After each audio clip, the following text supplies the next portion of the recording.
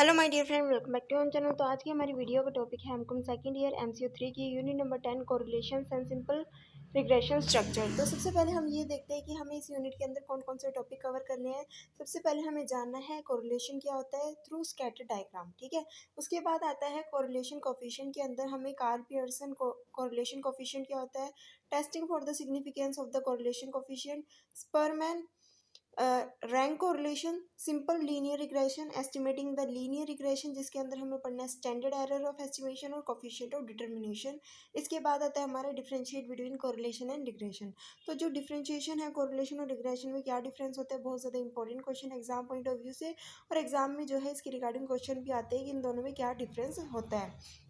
तो सबसे पहले हम ये देखेंगे कि कोरिलेशन होता क्या है। कोरिलेशन की बात करते हैं तो कोरिलेशन का मतलब क्या होता है, जब दो वेरिएबल्स के अंदर दो वेरिएबल्स में क्या है किसी भी तरीके का रिलेशनशिप एग्जिस्ट करता है या फिर रिलेशनशिप नहीं होता, उसको हम बोलते हैं कोरिलेशन। मतलब रिलेशनशिप नहीं होता, इसको हम पढ़ते हैं और अच्छे से समझते हैं। If two variables say X and Y vary और move together in the same direction और in the opposite direction, they are said to be correlated और associated. Thus correlation refer to the relationship between the variables. For example, a relationship exists between income and expenditure, absenteeism and production, advertisement expense and sales, etc. Existence of the type of relationship may be different from one set of variable to another set of variable.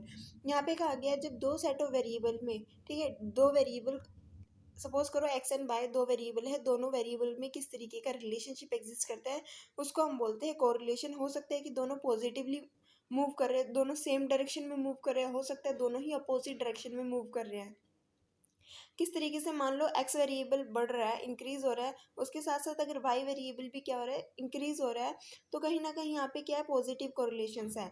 हो सकता है कि x variable increase कर रहा है, Y variable क्या कर रहा है, डिक्रीज कर रहा है, तो यहाँ पे क्या है, नेगेटिव कोरिलेशंस है, ठीक है।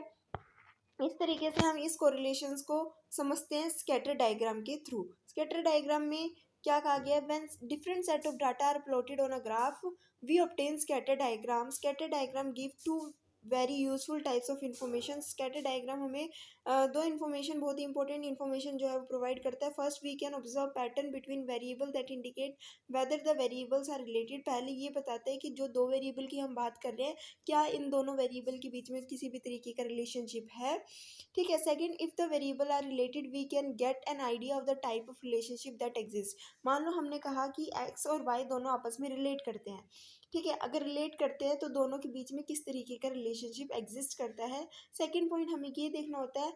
उसके बाद आता है द स्कैटर डायग्राम में exhibit different types of relationship, ठीक है। और जो स्कैटर डायग्राम है, स्कैटर डायग्राम हमें ये बताता है कि दोनों ही वेरिएबल में किस तरीके का जो है रिलेशनशिप एग्जिस्ट करता है। तो हम देखेंगे स्कैटर डायग्राम क्या होता है और किसको इसको तो ये हमारे स्कैटर डायग्राम। सबसे पहले स्कैटर डायग्राम को समझने के लिए हम ये देखते हैं कि जो भी हमारा कोरिलेशंस होता है वो क्या होता है, आर इज इक्वल्स टू जो -1 से +1 तक होता है, ठीक है। जो हमारा आर होता है, जो कोरिलेशन कोफिशिएंट होता है वो -1 से +1 तक होता है। इसके बीच में ही जो वैल्यूज़ है वो लाई करती है। जब हमारा आर इक्वल टू 1 होगा, जब हमारा आर इक्वल टू 1 होगा तो स्कैटर डायग्राम क्या होगा, परफेक्ट पॉजिटिव कोरिलेशंस होगा। जब हमारा आर इक्वल टू -1 होगा तो वो परफेक्ट नेगेटिव कोरिलेशन शो करेगा, ठीक है। उसके बाद आता है हमारा कि पॉजिटिव कोरिलेशन। पॉजिटिव कोरिलेशन क्या है, आर इज ग्रेटर देन 0, ठीक है। आर इज ग्रेटर देन 0 और इक्वल टू 1, ठीक है। आर जो है वो ग्रेटर देन 0 हो सकता है लेकिन इक्वल टू 1 होगा। उसके बाद आता है R is less than 0, R is less than 0 और इक्वल टू -1, ठीक है। तो ये आएगा हमारा नेगेटिव कोरिलेशन। जो हमारा परफेक्ट पॉजिटिव रिलेशन था, कोरिलेशन था, या परफेक्ट नेगेटिव कोरिलेशन था, उसमें जो डॉट थी, ठीक है, वो क्या थी, उस लाइन के ऊपर है। लेकिन अगर हम बात करते हैं पॉजिटिव कोरिलेशन और नेगेटिव कोरिलेशन में, यहाँ पे जो डॉट्स शो की गई है, जो रिलेशनशिप शो किया गया है दो वेरिएबल के बीच में, वो लाइन के अलग है, ठीक है, लाइन के ऊपर नहीं शो किया गया। उसके बाद आता है नॉन लीनियर कोरिलेशंस या नो कोरिलेशंस। जब हमारे दो वेरिएबल के बीच में किसी भी तरीके का रिलेशनशिप एग्जिस्ट नहीं करेगा तो वहाँ पे आता है आर इज इक्वल्स टू 0, ठीक है। या फिर नॉन लीनियर कोरिलेशन की किसी भी तरीके का उनके बीच में रिलेशनशिप शो नहीं हो रहा है, ठीक है। सो आई होप आप सभी को यहाँ पे इतना तो पता चल गया होगा कोरिलेशन क्या होता है और स्कैटर डायग्राम में इसको किस तरीके से हम शो करते हैं। कोरिलेशन होता है कि दो वेरिएबल में किस तरीके का रिलेशनशिप है। अगर दो वेरिएबल में रिलेशनशिप है या तो पॉजिटिव रिलेटेड होंगे या नेगेटिवली रिलेटेड होंगे। पॉजिटिव रिलेटेड का मतलब है कि जब एक वेरिएबल बढ़ रहा है उसके साथ साथ दूसरा वेरिएबल भी बढ़ रहा है। नेगेटिव रिलेशनशिप ये शो करता है कि जब एक वेरिएबल बढ़ रहा है तो दूसरा वेरिएबल क्या हो रहा है, डिक्रीज हो रहा है। ठीक है, एक वेरिएबल इंक्रीज हो रहा है तो दूसरा वेरिएबल क्या हो रहा है, डिक्रीज हो रहा है। तो यहाँ पे क्या शो कर रहा है, नेगेटिव कोरिलेशन शो कर रहा है। मान लो एक वेरिएबल क्या हो रहा है, डिक्रीज हो रहा है, लेकिन दूसरे में कोई चेंज नहीं आ रहा, तो उन दोनों वेरिएबल के बीच में कोई भी रिलेशनशिप एग्जिस्ट नहीं करता। तो वो कोरिलेशन क्या होगा, R is equals to zero, की इन दोनों वेरिएबल के बीच में किसी भी तरीके का कोरिलेशन एग्जिस्ट नहीं करता। तो ये था कोरिलेशन का टॉपिक, और हमने स्कैटर डायग्राम के थ्रू भी इसको अच्छे से समझा कि परफेक्ट पॉजिटिव कोरिलेशन क्या होता है, perfect negative correlation, perfect positive correlation, negative correlations, non linear correlations और नो कोरिलेशंस। ठीक है, जब कोई भी कोरिलेशन एग्जिस्ट नहीं करता। तो ये 6 डायग्राम हमने समझे हैं। एग्जाम में आप इन 6 डायग्राम के थ्रू भी अपना जो क्वेश्चन है उसको एक्सप्लेन कर सकते हो, अपना आंसर जो है वो दे सकते हो, ताकि आपको अच्छे मार्क्स जो है मिल जाए। तो उसके बाद आता है हमारा कोरिलेशन कोफिशिएंट क्या होता है। तो कोरिलेशन कोफिशिएंट के अंदर हम जो है इन 3 चीज़ के बारे में पढ़ते हैं। Karl Pearson correlation coefficient, Spearman's rank correlation testing for the significance of the correlation coefficient. ये कुछ भी नहीं है, यहाँ पे कुछ ज़्यादा एक्सप्लेनेशन हमें नहीं दी होती कि जिसके थ्रू हम समझ सकें कि एक्चुअली में पॉइंट क्या है। ये सिर्फ और सिर्फ हमें फॉर्मूलाज देते हैं, जिस फॉर्मूला के थ्रू जो है हम कोरिलेशन कोफिशिएंट को फाइंड आउट कर सकते हैं। उसके बाद आता है हमारा सिंपल लीनियर रिग्रेशन। ये क्या होता है, हम ये समझेंगे कि सिंपल लीनियर रिग्रेशन क्या होता है। पहले देख लेते हैं कि मान लो जो भी हमने दो वेरिएबल के बीच में रिलेशनशिप बताया, ठीक है, उस रिलेशनशिप की हम इक्वेशन निकालते हैं कि मान लो अगर दो वेरिएबल के बीच में अगर रिलेशनशिप एग्जिस्ट करता है, ठीक है, तो वो किस तरीके का रिलेशनशिप एग्जिस्ट करता है वो हम पहले देखेंगे। क्या पॉजिटिव है या नेगेटिव है, परफेक्टली पॉजिटिव है, परफेक्टली नेगेटिव है, ये हमने शो कर लिया, ये हमने देख लिया। अगर रिलेशनशिप एग्जिस्ट करता है तो हम क्या करते हैं, सिंपल लीनियर इक्वेशन का मतलब होता है कि एक स्ट्रेट लाइन है, तो उस स्ट्रेट लाइन की क्या इक्वेशन होगी। ठीक है, जैसे हमने अपना स्कैटर डायग्राम में देखा था, जो परफेक्ट पॉजिटिव कोरिलेशन था या परफेक्ट नेगेटिव कोरिलेशन था, वहाँ पे एक स्ट्रेट लाइन गिवन हुई थी।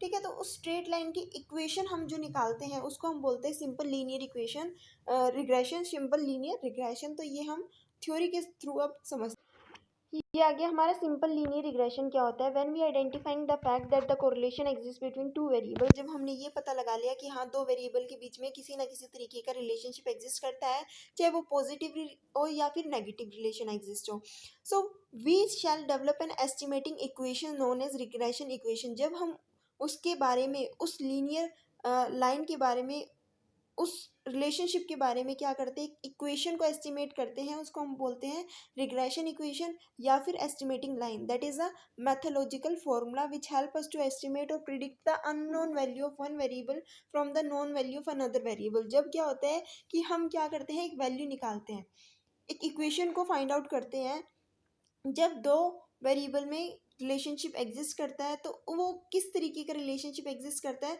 वो चीज़ हम जानते हैं, उसकी हम एक इक्वेशन निकालते हैं कि जब हमें एक वेरिएबल तो हमें गिवन है, लेकिन दूसरा वेरिएबल हम क्या करते हैं, फाइंड आउट करते हैं। क्या मतलब कहना चाह रहे हैं, समझ नहीं आ रहा, चलो एग्जाम्पल के थ्रू हम समझते हैं है क्या। If we confirm that advertisement expenditure, that is independent variable, and sales expenditure, ठीक है, आर कोरिलेटेड। सेल्स क्या है, डिपेंडेंट वेरिएबल है, किस पे डिपेंड करता है, हमारा एडवर्टाइजमेंट पे। जितने ज़्यादा हम एडवर्टाइजमेंट करेंगे, जितना ज़्यादा लोगों को हमारे प्रोडक्ट के बारे में पता चलेगा, उतना ज़्यादा वो इन्फ्लुएंस होंगे और उतनी ज़्यादा हमारी जो है वो सेल बढ़ेगी। तो सेल किस पे डिपेंड करती है, हमारी एडवर्टाइजमेंट पे। क्या एडवर्टाइजमेंट किसी चीज़ पे डिपेंड कर रही है, नहीं। ठीक है, तो क्या है, एडवर्टाइजमेंट यहाँ पे इंडिपेंडेंट वेरिएबल है और सेल्स यहाँ पे क्या है, डिपेंडेंट वेरिएबल है। So we can predict the require amount of advertisement expenses for a given amount of sales और वाइस वर्सा। हम ये जानना चाहते हैं कि हमें कितना एडवर्टाइजमेंट में एक्सपेंडिचर करना होगा अगर हमें इतनी अमाउंट ऑफ सेल करनी है। अगर मान लो हमें सेल्स गिवन है, हमें क्या निकालना है, हमें एडवर्टाइजमेंट एक्सपेंस निकालना है। हो सकता है कि हमें एडवर्टाइजमेंट एक्सपेंस गिवन है कि एडवर्टाइजमेंट एक्सपेंस इतना है, तो हम ये जानना चाहेंगे कि हमारी सेल्स कितनी हुई है। ठीक है, किसके थ्रू, रिग्रेशन इक्वेशन के थ्रू। दस the statistical method which is used for predicting prediction is called regression analysis, and when the relationship between the variable is linear the technique is called simple linear regression। यानी कि जो variables है वो क्या है, linear है, तो उस टेक्निक को हम क्या बोलते हैं, सिंपल लीनियर रिग्रेशन अगर वो वेरिएबल लीनियर नहीं है तो उसको हम बोलते हैं नॉन लीनियर रिग्रेशन।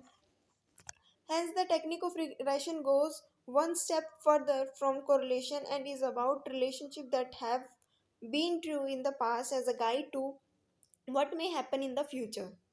ठीक है. To do this, we need the regression equation and the correlation coefficient. The latter is used to determine that the variable are really moving together. यहाँ पे क्या कहा गया है, यहाँ पे ये कहा गया है कि जो टेक्निक है रिग्रेशन की वो एक कदम आगे है कोरिलेशन से। जो कोरिलेशन है, कोरिलेशन में तो हम ये देखते हैं कि दो वेरिएबल है, दोनों वेरिएबल में क्या रिलेशनशिप है, अगर रिलेशनशिप है तो किस तरीके का रिलेशनशिप है। लेकिन हम रिग्रेशन में एक कदम आगे चलते हैं, एक कदम आगे चलते हैं, इसमें हम इक्वेशन निकालते हैं कि अगर हमें एक वेरिएबल गिवन है तो हम दूसरा वेरिएबल किस तरीके से फाइंड आउट करते हैं। वो रिग्रेशन इक्वेशन का यूज़ करके हम क्या करते हैं, सेकेंड वेरिएबल को फाइंड आउट करते हैं। ठीक है, इसके बाद आता है एस्टिमेटिंग द लीनियर रिग्रेशन। अब लीनियर रिग्रेशन हमने कहा एक इक्वेशन होती है, उस इक्वेशन को हम फाइंड आउट करते हैं जब हमें एक वेरिएबल गिवन है, दूसरा वेरिएबल हमें निकालना है। तो इक्वेशन के लिए हमें कोई ना कोई फॉर्मूला गिवन होना चाहिए जिस बेसिस पे हम क्या करेंगे, इक्वेशन को एस्टिमेट करेंगे। तो if we consider the two variable, अगर हम दो वेरिएबल को कंसिडर करते हैं, variable X variable and Y variable, we shall have two regression lines. हमारे पास क्या होगी, दो रिग्रेशन लाइन होगी, regression of Y on X और regression of x on y. The first regression line, that is y on x, means estimating value of y for given value of x। यानी कि first वाला regression कहता है कि जब हमें y की वैल्यू को फाइंड आउट करना है और जब हमें x की वैल्यू गिवन है, लेकिन अगर हमें x की वैल्यू फाइंड आउट करनी है और हमें y की वैल्यू गिवन है तो हम क्या करेंगे, regression of x on y का यूज़ करेंगे। तो दोनों ही हमें क्या दिए हुए हैं, फॉर्मूलाज गिवन है कि अगर हमें y फाइंड आउट करना है और x की वैल्यू गिवन है तो हम क्या करेंगे, regression of y on x use करेंगे। अगर हमें y की वैल्यू फाइंड आउट करनी है और हमें x की वैल्यू फाइंड आउट करनी है और हमें y गिवन है तो हम क्या करेंगे, regression of x on y का यूज़ करेंगे। So these two regression lines will coincide if correlation between the variable is either perfect positive और परफेक्ट नेगेटिव। यानी कि ये कब यूज़ करते हैं, दो इग्रेशन, ये जो टू इग्रेशन लाइन्स है इसका हम यूज़ तब करेंगे जब जो हमारा वेरिएबल है, ठीक है, जो कोरिलेशंस है वेरिएबल के बीच में, या तो परफेक्टली पॉजिटिव है या फिर वो परफेक्टली नेगेटिव है। पॉजिटिव नेगेटिव कोरिलेशन नहीं, या फिर नॉन लीनियर कोरिलेशन नहीं, या फिर जब वेरिएबल के बीच में कोई भी रिलेशनशिप नहीं होता, r इक्वल टू 0 होता, तो उन सारी चीज़ों को हम नहीं लेते, वो 4 स्कैटर डायग्राम को हम नहीं लेते। 6 में से सिर्फ 2 स्कैटर डायग्राम को हम कंसिडर करते हैं, perfectly positive correlation or perfectly negative correlations. When we draw the regression line with the help of a scatter diagram as shown earlier, we may get an infinite number of possible regression lines for a set of data points. So we must therefore estimate a criteria for selecting the best line. The criteria used is the least square method. यानी कि हमें, अगर हम बात करते हैं scatter diagram की, तो स्कैटर डायग्राम के अंदर हमारे पास बहुत सारे जो है वो पॉइंट्स होते हैं, ठीक है, बहुत सारे डाटा पॉइंट्स होते हैं। उन डाटा पॉइंट्स को हम ज्वाइन करके एक लाइन बनाते हैं। तो कौन सी बेस्ट लाइन है, ठीक है, कौन सा बेस्ट हमारा रिग्रेशन होगा, ठीक है, उसको हम किस तरीके से फाइंड आउट करते हैं। The criteria which is use is least square method. वहाँ पे हम लीस्ट स्क्वायर मेथड का यूज़ करते हैं, एक तरीके का मेथड, एक तरीके का फॉर्मूला है जिसको हम यूज़ करते हैं ताकि हम लीस्ट स्क्वायर मेथड को निकाल सकें। तो ये जितने भी फॉर्मूलाज है वो हम आगे देखेंगे, ठीक है, एक साथ ही देख लेंगे कि क्या क्या फॉर्मूलाज किसके होते हैं। अभी हम पहले कंटेंट समझने की कोशिश करें कि यह चीज़ है क्या। उसके बाद आती है regression equation. Regression equation as we have discuss above, there are two regression equation also called estimating equation for the two regression line, that is y on x and the x on y। तो regression equation दो होती है, एक होती है y on x और एक होती है x on y। इसके बाद आता है स्टैंडर्ड एरर ऑफ एस्टिमेशन। यानी कि जब हम क्या करते हैं, रिग्रेशन इक्वेशन को निकालते हैं जिसको हम एस्टिमेट भी बोलते हैं, तो उसमें कुछ एरर आ जाते हैं। क्या एरर आते हैं और किस तरीके से हमें एरर का पता चलता है वो हम देख रहे हैं। क्वेश्चन आता है एग्जाम में, काफ़ी बार आया है, रिपीटेड क्वेश्चन है, ध्यान से समझना। स्टैंडर्ड एरर ऑफ एस्टिमेट क्या होता है, शॉर्ट नोट में भी आ जाता है। Once the line of the best fit is drawn, the next process is the study of regression analysis is how the measure the reliability of the estimated regression equation. कि पहले हमने क्या कर लिया, एक लाइन को ड्रॉ कर लिया, अब हम ये देख रहे हैं कि कितना रिलायबल है, जो भी हमने इक्वेशन निकाली है क्या वो रिलायबल है, क्या जो एस्टिमेट है वो रिलायबल है। statistician have developed a technique to measure the reliability of the estimated regression equation which is called the standard error of estimation। यानी कि जो statistician है उन्होंने एक टेक्निक को निकाला है, एक टेक्निक को डेवलप किया है जिसके थ्रू हम मेज़र कर सकते हैं कि जो हमारी रिग्रेशन इक्वेशन है वो कितनी रिलायबल है। ठीक है, अगर हम उसमें कोई एरर है तो उसको भी हम क्या कर सकते हैं, एस्टिमेट कर सकते हैं। The larger the value of standard error, standard error की अगर वैल्यू क्या है, ज़्यादा है, the greater the degree of data point around the regression line.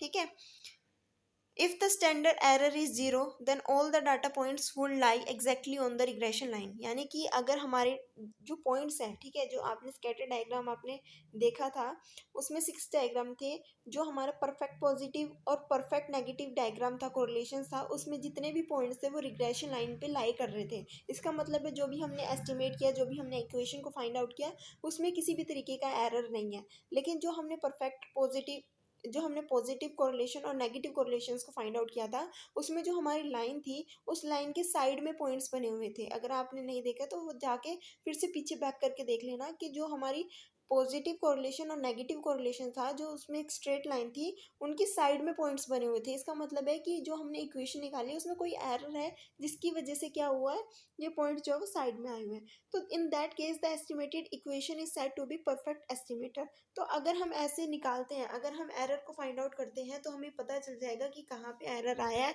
और जो हमारा एस्टिमेट है वो क्या हो जाएगा, परफेक्टली हम अपने जो भी इक्वेशन है उसको एस्टिमेट कर सकते हैं। ठीक है, उसके बाद आता है हमारा difference between correlations and regression में क्या बेसिकली डिफरेंस होता है, वो हम अपनी नेक्स्ट वीडियो में कवर करेंगे। आज की वीडियो में हम इतना ही करना था कि कोरिलेशन क्या होता है और कोरिलेशन रिग्रेशन क्या होता है। ठीक है, कोरिलेशन क्या होता है, रिग्रेशन क्या होता है। अब हम ये देख लेते हैं कि क्या क्या फॉर्मूला होते हैं कार्ल पियर्सन वगैरह के। तो ये सारे फॉर्मूलाज को अब हम देखो, फिर से हम स्कैटर डायग्राम देख रहे हैं। ये आता है हमारा परफेक्ट पॉजिटिव कोरिलेशन और परफेक्ट नेगेटिव कोरिलेशन, यानी कि यहाँ पे कोई भी स्टैंडर्ड एरर नहीं है। ठीक है, यहाँ पे आर क्या है, इक्वल टू 1 या फिर आर इक्वल टू -1 की कोरिलेशन के अंदर जो भी हमारा आर होता है, कोरिलेशन कोफिशिएंट जो होता है वो हमेशा क्या होता है, -1 से 1 तक होता है। ठीक है, और अगर ज़ीरो है तो दो वेरिएबल के बीच में किसी भी तरीके का रिलेशनशिप एग्जिस्ट नहीं करता। ठीक है, यहाँ पे आर हमारा इक्वल टू 0 है तो यहाँ पे दो वेरिएबल में किसी भी तरीके का रिलेशनशिप नहीं है। अगर नॉन लीनियर कोरिलेशंस है, ठीक है, तो उसका डायग्राम इस तरीके से बनेगा। उसके बाद आता है हमारा कि जो हमारा आर है वो ग्रेटर देन 0 है, ठीक है, या फिर लेस देन 0 है। ग्रेटर देन 0 और लेस देन 0 है तो यहाँ पे जो स्टैंडर्ड एरर है वो अकर हो चुके हैं, क्योंकि जो पॉइंट्स है वो पर्टिकुलर रिग्रेशन लाइन पे नहीं है। ठीक है, उसके बाद हमने देखना था कि जो कोरिलेशन कोफिशिएंट है उसमें हमें 3 चीज़ें पढ़नी थी। ठीक है, कोरिलेशन कोफिशिएंट में एक तो कार्ल पियर्सन का मेथड है। कार्ल पियर्सन ने मेथड दिया हो कि किस तरीके से हम कोरिलेशन कोफिशिएंट को कैलकुलेट कर सकते हैं। तो वो ये मेथड है कि जिससे कि हम कोरिलेशन कोफिशिएंट जो है वो फाइंड आउट कर सकते हैं। इसको हम मैथमेटिकल मेथड भी कहते हैं, जिससे हम क्या करते हैं, जो कोरिलेशंस है दो वेरिएबल के बीच में उसको फाइंड आउट करते हैं। ठीक है, तो बेसिकली ये फॉर्मूलाज जो है वो हम यूज़ करते हैं ताकि जो है वो हम रिलेशनशिप फाइंड आउट कर सकें। ये था कोरिलेशन को कार्ल पियर्सन का कोरिलेशन कोफिशिएंट। ठीक है, उसके बाद आता है हमारा testing for the significance of correlation coefficient को किस तरीके से हम टेस्ट करते हैं। ये आता है हमारा टी टेस्ट फॉर्मूला, जिसको हम क्या बोलते हैं, टी टेस्ट फॉर्मूला भी बोलते हैं। इससे हम क्या कर सकते हैं, कैलकुलेट कर सकते हैं। उसके बाद आता है जो हमारा थर्ड कोरिलेशन कोफिशिएंट है, जो किसने दिया गया है, स्पर्समैन रैंक कोरिलेशन, जिसको हम रैंक कोरिलेशन भी बोलते हैं। ठीक है, कई बार क्वेश्चन आता है कार्ल पियर्सन कोरिलेशन कोफिशिएंट क्या होता है, स्पियर्समैन्स रैंक कोरिलेशन क्या होता है, या फिर रैंक कोरिलेशन क्या होता है। इसमें बेसिकली हमने फॉर्मूला यूज़ करना होता है कोरिलेशन कोफिशिएंट निकालने के लिए। इसमें थ्योरेटिकल कोई भी पोर्शन ऐसा नहीं है। ठीक है, तो ये फॉर्मूला हम जो है वो यूज़ कर सकते हैं। इसके बाद आता है हमारा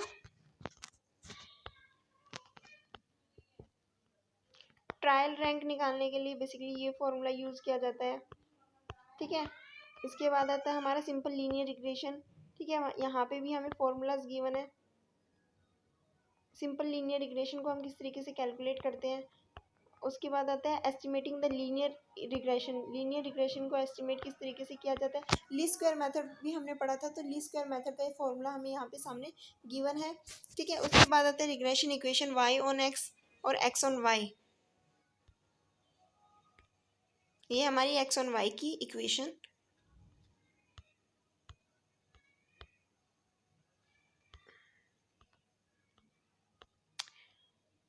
ये आती है हमारी स्टैंडर्ड एरर ऑफ एस्टिमेशन की। किस तरीके से हम स्टैंडर्ड एरर ऑफ एस्टिमेट को फाइंड आउट करते हैं, उसके लिए बेसिकली एक फॉर्मूला गिवन है।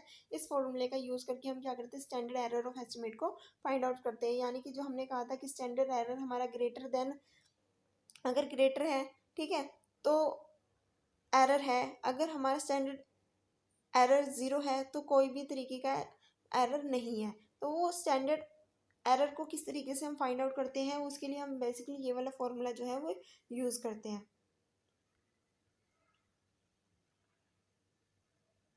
उसके बाद आता है coefficient of determination. Coefficient of determination किस तरीके से फाइंड आउट करते हैं, उसका भी हमें फॉर्मूला गिवन है।